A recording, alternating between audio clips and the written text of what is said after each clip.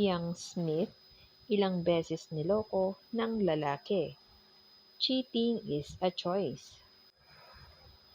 Lahat ng lalaking nakarelasyon ng Kapamilya Star at Pinoy Big Brother Gen 11, big winner na si Fiang Smith ay matatawag niyang mandoloko o cheater. Inamin ni Fiang na mukhang wala siyang swerte pagdating sa pakikipagrelasyon dahil sa kanyang past heartbreaks.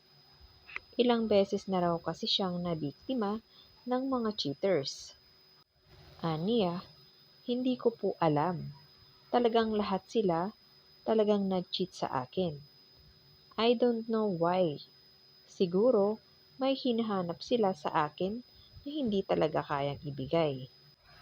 Bakit niyo ba ako sinimulan? Ang pahayag ni Fiang sa isang interview. Ayun yung hindi ko magets sa ibang lalaki, na bakit pa kayo pumapasok sa buhay ng isang babae kung hindi niyo kayang panindigan.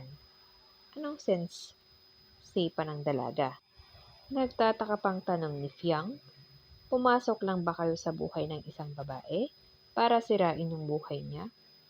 I don't get why, bakit kailangang pumasok sa buhay ng isang payapang buhay para mag-cheat?